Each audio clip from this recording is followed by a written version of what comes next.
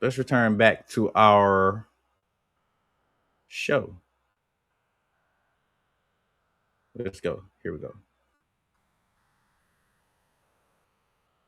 Billy Butcher is a violent man with a hatred of superheroes so deep that it cannot truly be explained in words. But Billy is very much a product of his environment. As seen in the miniseries Butcher, Baker, Candlestick Maker, Billy's childhood was What? far from My perfect. bad, He y'all. had an abusive father who went to great lengths to instill ideas of violence and tenacity Still trying to get all into his this children. together. His father, Samuel Butcher, despite his name, didn't work as a butcher. He was a baker and a lifelong bully. Every evening he drank, had affairs, and got into pointless bar fights. Out of his two sons, he favored Billy, believing him to be more like himself, while paying little to no attention to his second son, Lenny. But the person who suffered the most in the family was his wife, Carol. She endured daily abuse and constantly lived on edge whenever her husband was around. This constant violence had a profound effect on young Billy. He grew up hating everyone around him and didn't get along with his classmates. He eventually got into a fight and was expelled. While his mother was heartbroken, his father encouraged him, saying that some people deserve a beating and that school is useless anyway. He added that Billy was different from his younger brother, Lenny. He was more like his mother, while Billy was beginning to Ill parents, y'all. I just had to stop it and say this. This nigga is an ill parent. resemble his dad, which terrified him. While he hated his father, Billy had very fond memories of his mother's side of the family. He especially looked up to his grandfather, a World War II veteran who had lost his arm in the war. Billy saw him as a hero, and once said he wanted to become a soldier like him, to which his grandfather replied that war is a terrible thing that can break even the strongest people. One night, after hearing his dad beating his mother again, Billy decided to act. He grabbed a knife and headed toward their room, but Lenny stopped him. Billy wanted to kill his father, but Lenny convinced him otherwise, saying it would break their mother's heart and tear the family apart. In the end, Billy listened and backed down. In a poetic twist of fate, Samuel later suffered a stroke. While he did survive, his condition worsened. Lenny would have had to take that L. Lenny would have had to take that L. I don't care, bro. You're not finna be in there like battering on women, battering on my mom and shit. Like, Lenny would have had to just take that L. I'm not even gonna lie, y'all. He would have took it. Over time, Billy decided he needed to step up and support his family. At 16, he followed in his grandfather's footsteps and joined the Marines. A year later, he was deployed to the Falklands War. That's the one. Damn, y'all, they start beating in the headphones. Yeah, Lenny would have had to take that L, brother. Literally. Where he killed someone for the first time. As he continued fighting, he remembered his grandfather's warning, but while his fellow soldiers were shaken and traumatized by the violence, Billy seemed to enjoy it. After the war, however, he struggled to readjust. He quickly got into a fight with another soldier and was discharged. Returning to London, he fell into a lifestyle not unlike his father's, drinking heavily and getting into pointless fights. Everything changed when he met a woman named Becky after another bar fight. The two immediately connected. Becky, a social worker, listened to Billy's story and offered him something he'd never experienced before: compassion. They met again a week later, growing closer. Becky encouraged Billy to stop drinking and control his anger, and surprisingly, he listened. He gave up alcohol and stopped getting into fights. When she later met Billy's family, Lenny noticed that for the first time, Billy seemed at peace. Becky also spoke with Billy's mother and encouraged her to leave her abusive husband and start a new life. Billy nearly relapsed into his old habits when he encountered his father again. Hold on. Billy's story and offered him something he'd never tripping? experienced before: compassion. They met again a week later, growing closer. Becky encouraged Billy to stop drinking and control his anger, and surprisingly, he listened. He gave up alcohol his and mother's stopped getting into eye? fights. When she later met Billy's family, wrong Lenny with her noticed eye? that for the first time, Billy seemed at peace. Becky also What's spoke wrong with with Billy's her mother eye? and encouraged her to leave. What happened to her eye? Did he knock her eye? Did the dad knock her eye out? What's going on with her eyes? Nah, bro, something's up with that. Are we gonna get a story on that? Billy nearly relapsed into his old habits These when he niggas encountered look his father crazy. again, who was throwing insults at Becky, but with his girlfriend's support, he managed to restrain himself. The two eventually got married, but tragedy struck soon after. Lenny died in a car accident, and their father didn't even attend the funeral. The loss was devastating, but with Becky's support, Billy endured. They moved into a new home, with Becky continuing her work as a social worker and Billy taking a job in construction. The Okay. relationship wasn't perfect, however, Becky wanted children, but Billy was hesitant, afraid he might pass his trauma on to them. A year into the marriage, they went on a honeymoon in Florida. By coincidence, the most powerful superhero team, the Seven, was visiting the same resort.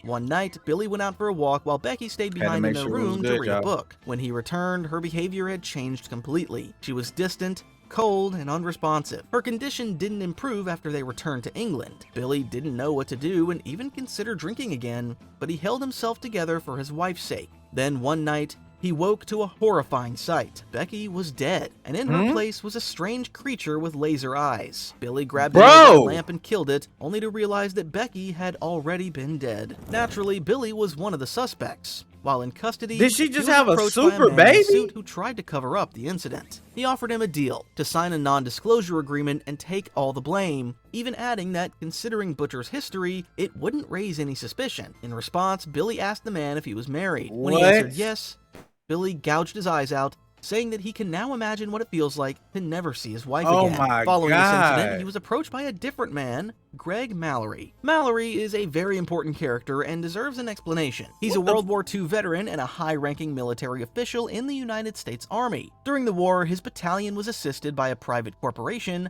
Vought American. Vought is a weapons manufacturing company that created military gear of questionable quality. Their most recent invention, however, was very different. They employed Jonah Vogelbaum, a scientist who created the so-called V formula, which grants superpowers, and fled This shit Germany is to prevent it wild. from falling into Nazi hands. While he wasn't exactly happy working for Vought either, it was a better option. Vought created their first team, the Avenging Squad, and sent them to the front lines. Among them was the first iteration of Soldier Boy, one of several versions of the character seen in the comics.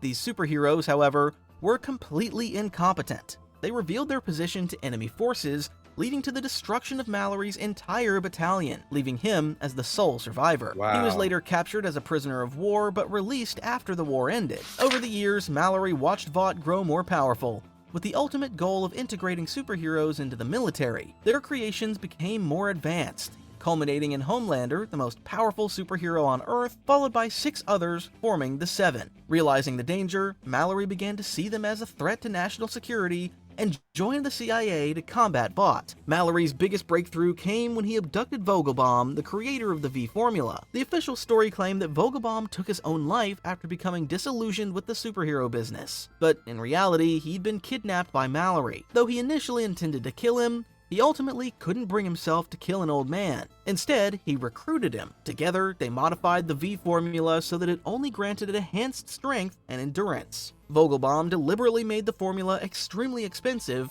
preventing the government from creating armies of superhumans. Instead, Mallory formed a Black Ops organization dedicated to combating superhuman threats. Knowing he couldn't do it alone, he sought out individuals who had been deeply wronged by people who couldn't refuse his offer. This brings us back to his meeting with Billy Butcher. To Okay. convince Billy, Mallory presented the most important piece of evidence he had uncovered, Becky's diary. He left Billy alone with it, and upon reading it, Billy finally learned what had happened to his wife. That night in Florida, Becky had been sexually assaulted by the most powerful man on Earth, Homelander. The trauma from that event explained her distant and withdrawn behavior. She'd been hesitant to tell Billy, knowing he would seek revenge at any cost. When Mallory returned, Billy was overcome with rage. Mallory explained that incidents like this were common, and that supes were rarely held accountable. He offered Billy a chance at revenge, warning that if he refused, I'm Becky's into this, death y'all. would go unavenged. Mallory then outlined a long-term plan, one that would take years to execute. Billy agreed to join him, forming the foundation of a team that would one day become the Boys. Okay. At Planet Fitness, we So obviously the comic book is different than the show. It seems like in certain instances. Forming the Boys. Billy's first assignment was to murder a group of superheroes in a remote house, which he carried out effortlessly. Impressed by his tenacity, Mallory officially formed a group and gave Butcher samples of the V formula. He initially wanted to name the team Unit X, but Butcher suggested a different name, the Boys. The name actually derives from British slang referring to a gang that dispenses street justice. When you need someone hurt, you send the boys after them. They found an ally in a man known as the Old Legend, a comic book writer who exaggerated the exploits of superheroes, a clear parody of Stan Lee. Disillusioned with Vought, he provided Mallory with valuable information about soups. For a few years, the team consisted of only 2 operatives, as Mallory preferred a slow and gradual approach. Their early operations were mostly covert, focusing on gathering intel and information, rarely engaging Soups directly. At that time, Billy reunited with his mother, but didn't tell her about his actual line of work. Instead, she believed that Billy worked as a highly in-demand bodyguard. As we later learn, Butcher's mother had remarried and lived a peaceful life, eventually dying of old age. Oh, that's As the good. duo made steady progress, the boys received more support from the government, and the team expanded. They Mom. recruited a man named Mother's Milk, or MM for short. MM is different from Butcher and Mallory. He didn't take the V formula, but still had powers. This is because his mother, while working at a Vought factory, was exposed to Compound V, causing her children to be born with it. Wait. MM's brother manifested powers. So the boys have superpowers too? Like, I know Starlight and I forgot the regeneration girl. I know they have powers, and Butcher got his powers.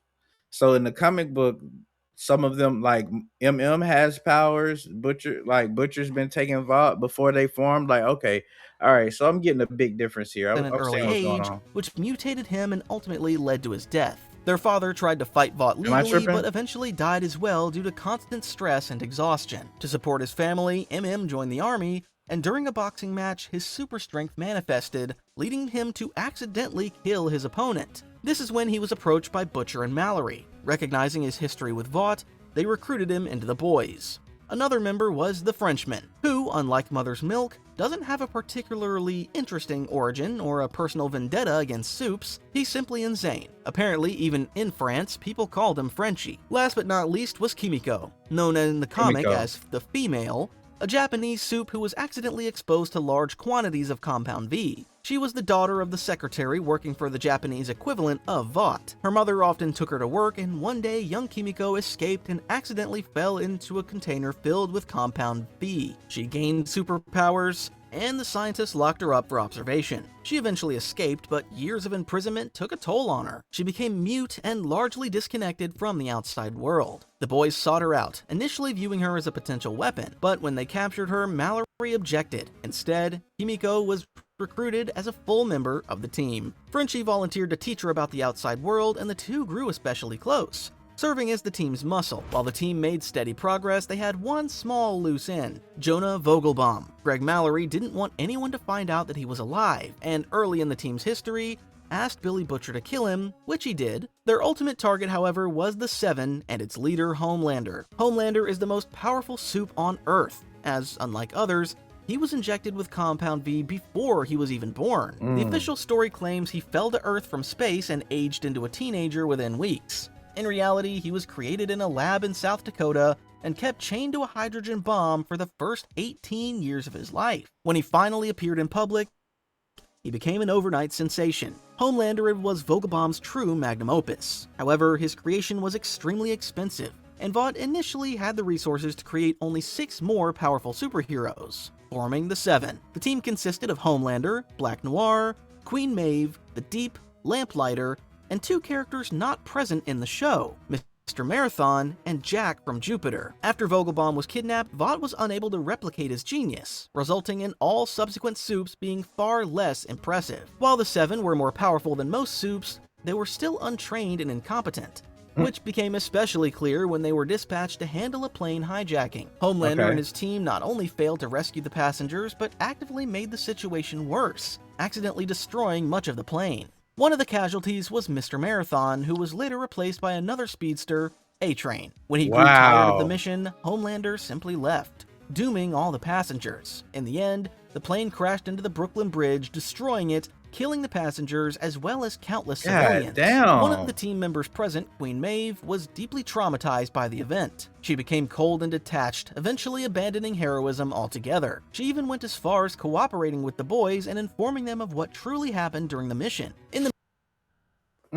Sorry to interrupt, but this is important. So all of that part is the same as the same as the show I'm looking at. I'm seeing. Acquired their most important leverage yet: photographs from an unknown source depicting Homelander committing obscene acts. which they intended to use against him. Throughout the team's existence, however, there was a clear ideological divide. While Greg Mallory sought to protect national interest, Billy Butcher was driven by hatred and a desire for revenge. Mallory noted that Butcher often took pleasure in killing Soups and showed no sympathy, even when they were children. The tension came to a head when the boys arranged a meeting with the Seven, intending to blackmail them with the information they had gathered. By that point, the team had existed for nearly 15 years, and it was the first time Billy met Homelander face to face. Since they lacked solid evidence linking him to the plane crash, they planned to use the photographs to blackmail Homelander and force a confession. Mallory's primary goal remained the same: to keep Soups out of the military. After hearing them out, Homelander said he would reveal his decision soon, but one of his teammates, Lamplighter, lashed out. Offended at being threatened by people he considered nobodies, he decided to retaliate. After the meeting was over, he followed Mallory, tracked down his hotel room, and, finding him absent, murdered his grandchildren in cold blood. This tragedy forced Mallory to question everything he had done up to that point. Butcher, however, showed little sympathy, saying that Mallory now understood how high the stakes truly were. This led to a violent argument between them. Mallory blamed Butcher for pushing him into the meeting, while Butcher accused Mallory of hypocrisy. Shortly after, they met with the Seven again, and this time Homelander offered something unexpected: a truce. He agreed that Vought would stop pushing for Soups to enter the military and handed over the captured Lamplighter as a peace offering. Mallory accepted the deal and later executed Lamplighter, but it brought him no peace. His grandchildren were dead, and his daughter blamed him. They handed him right over. Entirely. Following this, Mallory left the boys for good as the CIA withdrew its support. When he informed Butcher of this decision, another argument broke out. Billy realized that Mallory had never truly cared about justice for his wife and had only used him as a tool. He warned Mallory to stay away from the team, and the two parted ways, seemingly for good. Butcher concluded that if anything was going to be done, he would have to do it himself. Despite the team's disbandment, he maintained some connections within the CIA, and it was only a matter of time before the boys would reform. This time, however, Billy intended to recruit someone new to replace Mallory. Okay. Part 3. Recruiting Huey Campbell. A few years after the Lamplighter incident, Billy Butcher begins reforming the boys, but he needs a new recruit to replace Greg Mallory. He finds that replacement in a man named Huey Campbell. Huey is, by all means, a regular person from Scotland. Unlike the rest of them, he has no military training or vengeful spirit. His life, however, changes forever after an incident involving another superhero, A-Train. While Huey is on a date with his girlfriend Robin, a costumed supervillain is knocked toward them. Bruh, Huey looks like my man from fucking Breaking Bad. What's my guy's name? Jesse. Are you sure? Are you sure that's Huey? That looks like Jesse, bro. That's Jesse, dog. They tripping.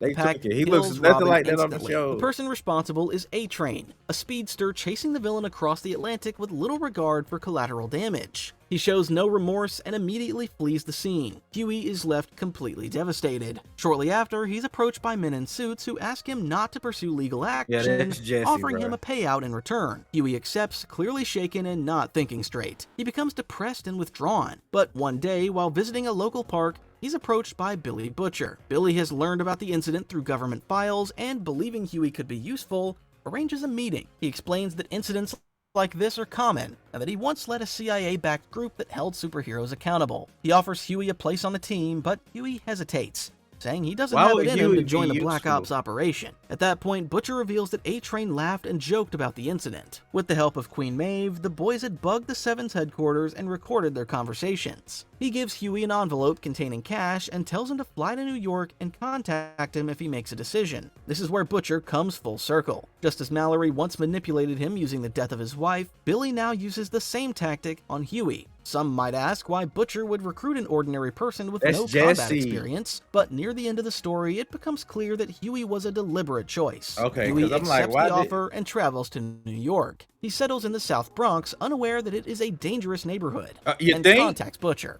He's officially recruited into the boys and meets the rest of the team: Mother's Milk, Frenchie, and the female. They operate out of the Flatiron, using it as their base of operations. Huey's first mission is to spy on the superhero team Teenage Kicks, a parody of the Teen Titans. During the mission, Butcher does one of the worst things to Huey. He injects him with the V formula without his consent. Butcher defends his actions, saying Huey will need it to fight Soups, but Huey is understandably outraged. He quits the team and returns to his hotel, reconsidering his decision. This nigga Butcher is crazy. Welcome. Damn, them pancakes look good. Yeah, I'm kind of hungry. I'm not gonna lie. Y'all got me watching this. Nah, it ain't y'all. It was me. Next day, however, he meets Annie January, also known as Starlight. Annie has recently joined the Seven, but quickly realizes that being a superhero What the is hell? not what she expected. Homelander. Her teammates mistreat and bully her, and she, like Huey, begins to question her choices. Why does he have his pants down in that third slide?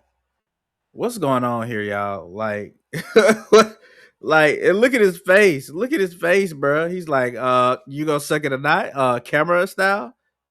Damn, Homelander, you The wild, two bond brother. over their struggles, unaware of each other's true identities. After this, Huey reconsiders and returns to Butcher and the team. Billy apologizes for what he did, promising no more surprises. They continue spying on teenage Kicks, which eventually leads to the team launching a direct assault on the boys. Since all members now have powers, they manage to hold their ground, but during the fight, Huey accidentally kills one of the Supes, unable to control his new strength. Even Butcher admits that killing them Look was at his not a part of the face. plan. A public funeral follows, filled with fake grief and exaggerated stories of the hero's exploits. Homelander begins to suspect that something is wrong, believing the boys might be back. After the incident, Huey decides to quit once again. He tells Butcher that Huey he's such shaken a by what hoe. happened and cannot remain in a place where such things occur. In response, Butcher manipulates him once more. He shares his own story about the death of his wife and how the most powerful superhero in the world was responsible. He argues that superheroes get away with countless crimes, and that his team, while flawed, is necessary.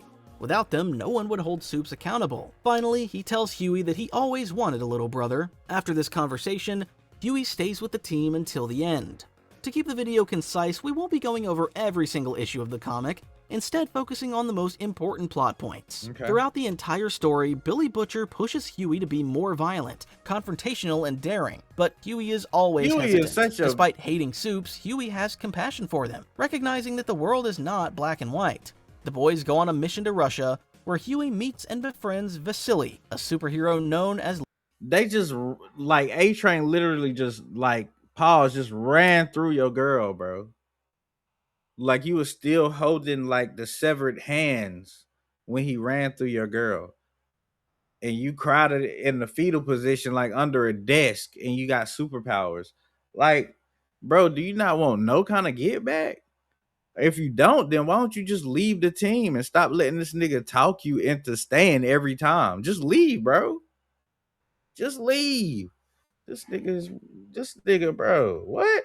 Love Sausage, who, unlike his show counterpart, is one of the few Supes who is genuinely a decent person. During that mission, they also come across James Stillwell, a Vought executive and the true main villain of the series. Interestingly, he's absent from the show. Traces of his character were instead passed to Madeline Stillwell and Stan Edgar. Huey then meets the Legend, who briefs him on Vought's history and how the Supes were created. One of the most important storylines involves the G-Men, the boys' parody of the X-Men. Huey dresses up as a superhero and infiltrates the team, and while his teammates are gross, he realizes that at the end of the day, most Supes are just kids who are misguided into seeking fame and fortune. Unlike Butcher, who's driven by blind hatred and revenge, Huey recognizes the complexity of the war he's fighting. The team then goes after Payback, the My parody ears of get the you, Avengers. But soon after completing that mission, Butcher discovers something unexpected. He randomly comes across Huey on the street and sees that he's dating Annie January, a Supe. Apparently, even after dating her for months, he didn't know that she was a superhero, and Starlight didn't know that he was a member of the boys either. Butcher begins to suspect that Huey was a planted asset by Vought and decides to act. He sends Huey on a mission to spy on Super Duper, the weakest superhero team in the world. Huey agrees and discovers that the Super Dupers are not evil at all. While their powers are terrible, they still try to help around the neighborhood.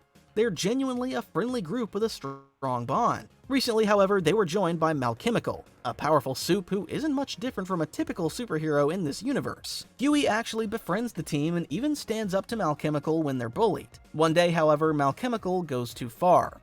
He has the power to change into various states of matter, and using it, he torments his teammates by transforming into objects they fear the most. Huey intervenes, but is no match. Malchemical easily overwhelms him and then sets out to kill him. Butcher, observing everything, intervenes, and when Malchemical turns into gas, lights him on fire, killing him. He then turns his attention to Super Duper, but Huey stops him.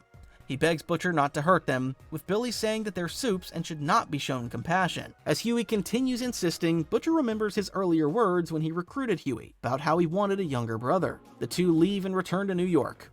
Huey reunites with Starlight and finally explains what happened to his ex-girlfriend Robin. She was killed by a soup. Upon hearing this, Starlight is shaken and decides to reveal the truth. She's a superhero as well. Upon hearing this, Huey is shocked. He gets flashbacks of all the superheroes he encountered during his time with the boys and runs, telling Starlight to stay away. He later meets with Butcher, who continues to manipulate him. He says that from now on, they're not only co-workers, but good friends. And if Huey's going through something, he's willing to listen. Huey reveals that the girl he's been dating turned out to be a soup. At first, he's scared of Butcher, but Billy continues talking as if nothing is wrong, extracting as much information as possible about Starlight. Later that day, Butcher commits one of his lowest actions yet. He shows Huey a tape of Starlight's first day with the Seven without explaining that she was a victim of sexual assault. Butcher successfully sabotages their relationship, and Huey breaks up with Annie, unwilling to even hear her out. To clear his head, Huey returns to Scotland, where he has a separate adventure, but discovers that he's visited by Starlight. This time, however, she stands her ground. She scolds Huey for being inconsiderate and not even asking her about the incident. As she continues confronting him, Huey breaks down, admits his mistake, and apologizes, saying that he behaved like a jerk and shouldn't have given in to Butcher's manipulation. The two reconcile and return to America, but Starlight is hesitant to rekindle their relationship. She believes that, at least for the time being, they should remain apart. Huey returns to the boys, not knowing that they're about to embark on their most important mission yet. I could have stayed in Scotland. What? Why she bring him back to America then? He should have stayed in Scotland. The heck? Part 4. The Death of Homelander. While all of this is happening, Homelander has been experiencing changes.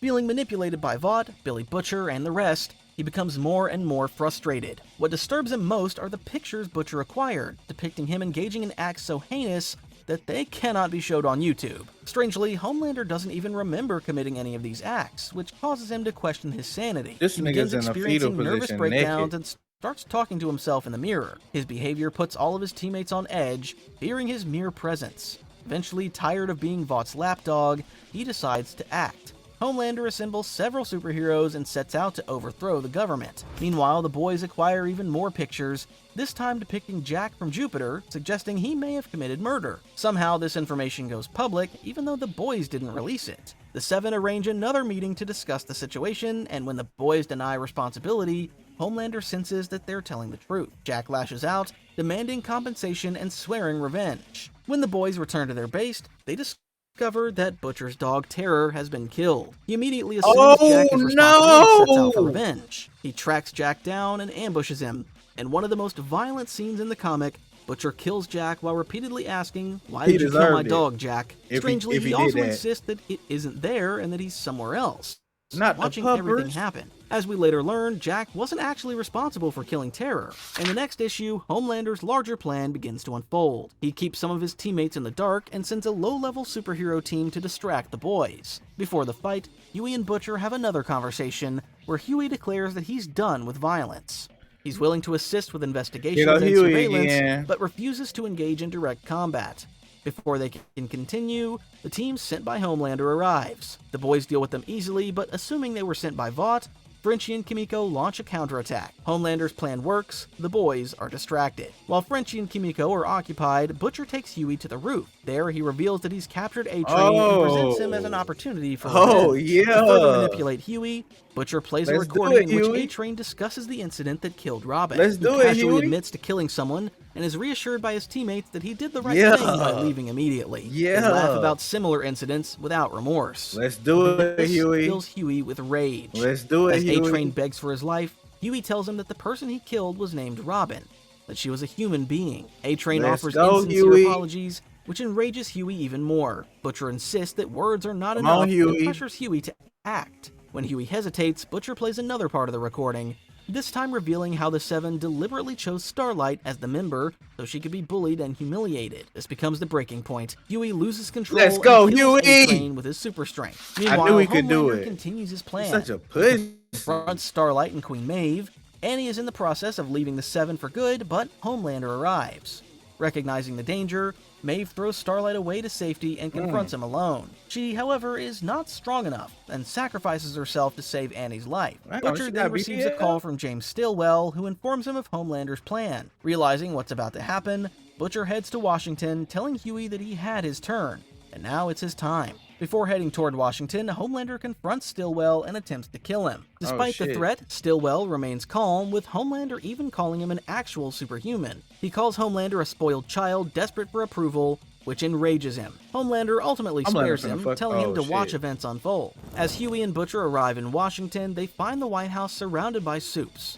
With the military preparing a response outside, Butcher grabs a crowbar and enters alone, unaware that he's about to face someone he never expected. At the same time, MM uncovers something shocking about Black Noir. He contacts Huey, warning him that Butcher may be in grave danger. Upon entering the Oval Office, Billy Butcher saw Homelander and the dead body of President Newman. Butcher admitted that he was impressed, to which Homelander lashed out, saying that he doesn't seek to impress anyone. Homelander insisted that he overthrew the government simply because he could. As the conversation continued, Butcher's wife was brought up, but Homelander insisted that he didn't remember her at all. In fact, he didn't remember anything about the pictures Butcher had acquired either, as if there were gaps in his memory. As Butcher prepared to strike, Homelander laughed, but suddenly a third party entered the room. It was Black Noir. As MM had uncovered, Black Noir was different from all other supes. He was specifically created as a failsafe against Homelander, designed to be slightly stronger so that Homelander could be taken out if necessary. But when Homelander obeyed Vought,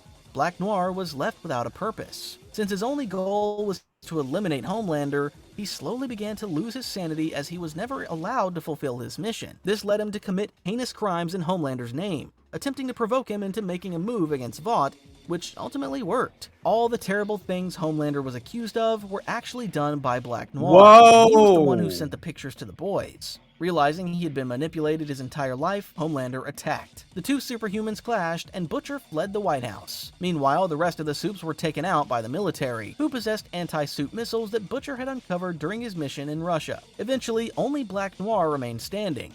He emerged from the White House, dismembered, carrying Homelander's corpse in his arm. Butcher armed himself with a machine gun and, along the soldiers, unleashed a barrage of bullets, leaving Noir barely alive. Butcher then grabbed a crowbar and finished him off. Butcher had finally taken his revenge, but it brought him no peace. Huey tried to comfort him, but Billy asked to be left alone. He looked up at the sky and called out Becky's name, apologizing. He admitted that this was not what she would have wanted, and that she would hate what he had done with his life. But most of all, she would hate what he was about to do next. What you about to do, Butcher? You about to trip? Don't tell me Butcher about to start wilding, y'all. What the fuck? I mean, what could he possibly do next? Like, they already destroyed everybody. Like, what could he do? The death of Billy Butcher. Of course. Why did I ask? Following this entire conflict, the team began to slowly dissolve. Each member felt that they had fulfilled their role and was ready to quit. MM wanted to take care of his family, Frenchie and Kimiko sought a new peaceful life somewhere far away, and Huey was tired of all the violence. He was especially shaken by killing A-Train, saying that he hated every moment of it. When Butcher returned to the base, he gave each member a few months off, but added that when the team reunited, Huey would be second in command. Butcher said that Huey always sought leadership and command, which caused the other teammates to look at him with distrust. As we later learn, Butcher created division within the team on purpose, as he was preparing for his ultimate mission to kill all supes. Earlier, he went to Russia, where he killed his friend Love Sausage. His goal was to create a soup-killing virus using the same technology he had previously shared with the military. He had also murdered Greg Mallory after Mallory contacted Huey following his return from Scotland. He then went after the legend and killed him as well. Unbeknownst to Butcher, before his death, Love Sausage sent a message to Huey. It contained a link revealing Butcher's plan. Huey reassembled the boys and informed them about everything. Through their CIA contacts, they learned how Butcher intended to use the virus. The problem wasn't that Billy wasn't a chemist, he had to be working with someone. That person was Jonah Vogelbaum. Remember that Butcher was supposed to have killed Vogelbaum years earlier, yet Mallory had never actually seen the body? There was a strong possibility that Vogelbaum was still alive and secretly assisting him. The team realized that Butcher might actually succeed in unleashing the virus. The biggest issue was that it would kill not only supes, but also anyone who had ever been exposed to Compound V, even in the slightest, meaning millions of innocent people would die, regardless if they had superpowers or not. As the team Oh, planned their wow. next move, Kimiko raised her hand. Frenchie explained that she had made significant progress since their last battle and hadn't hurt anyone since. She wanted to quit, and the team agreed. But just as they were about to leave, Kimiko spoke for the first time. She said that she hated mean people and chose to stay, joining the mission. While the rest of the team set out to investigate, MM stayed behind the base. Later that day, Butcher arrived as well. MM asked if he was truly going through with his plan, to which Billy admitted that he had expected to die at the White House, but since he survived, he felt compelled to continue.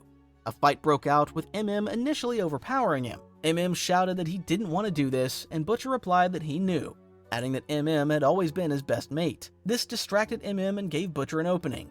He grabbed a grenade and detonated it in his face, killing him. Huey continued the investigation, tracking down Vogelbaum's possible location, while Frenchie and Kimiko cleaned up the aftermath. Kimiko especially enraged by MM's death. Frenchie warned Huey that the CIA wouldn't help them, as the boys were always meant to be deniable, and if this situation became public, they would all become fugitives. The team realized they would have to deal with Butcher on their own. Huey traveled to a house in Vermont where he found Vogelbaum dead.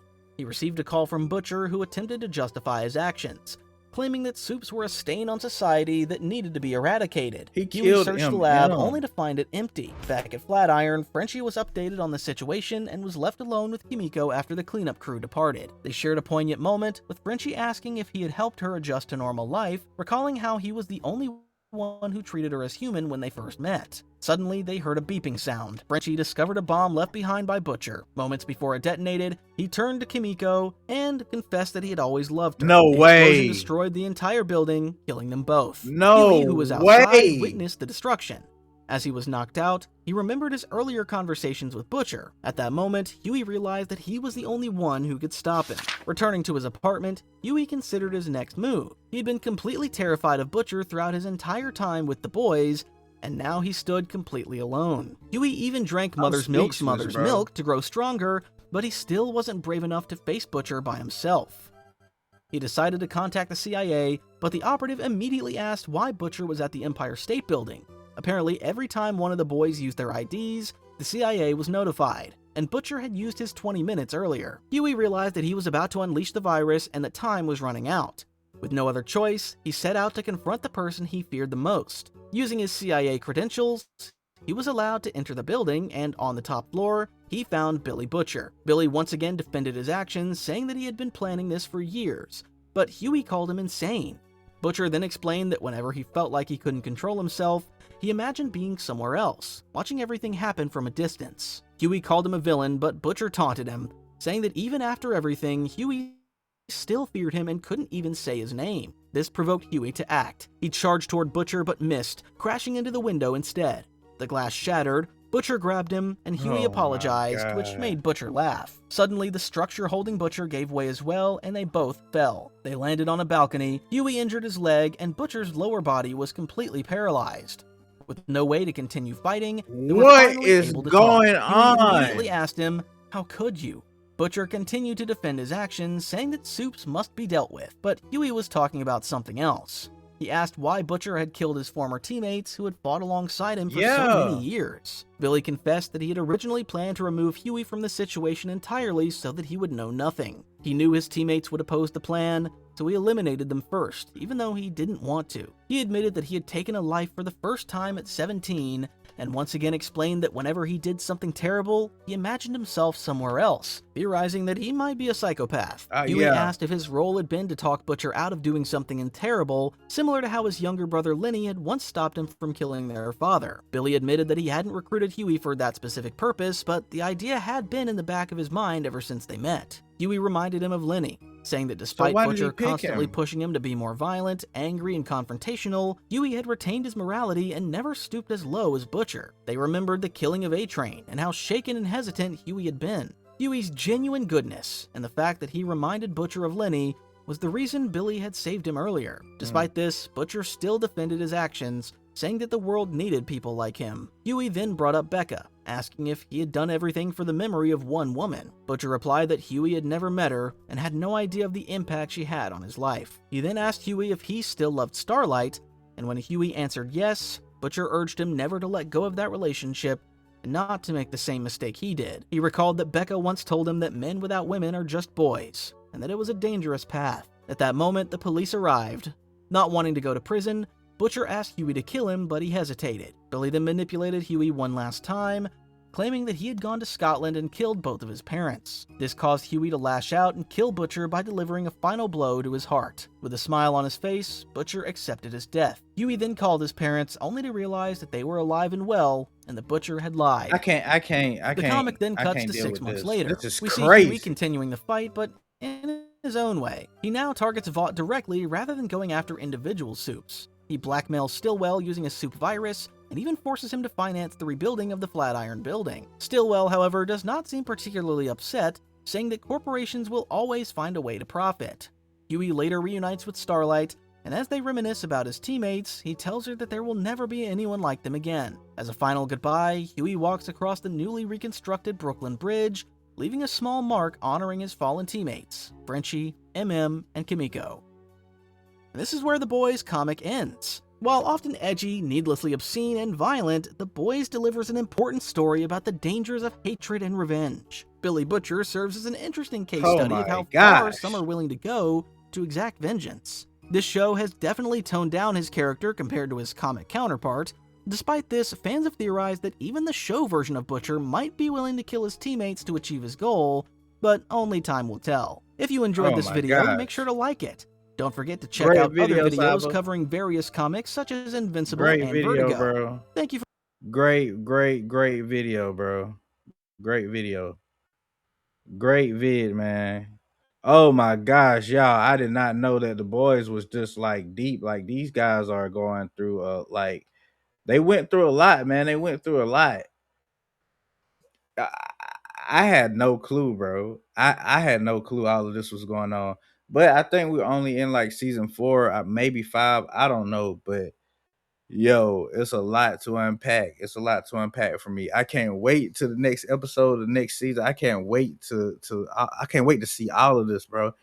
I feel like I kind of spoiled it for myself, but seeing it live action and watching it you know what I'm saying, watching the comic version of it is two totally different things. So it'll probably be still a good time. But until next time, man, I appreciate y'all coming, chilling, hanging out with the kid. I love y'all. Peace, and I will see you guys the next time we stream. I don't know what we might do the next time, but I'll have something special in store for y'all. But anyway, I holla.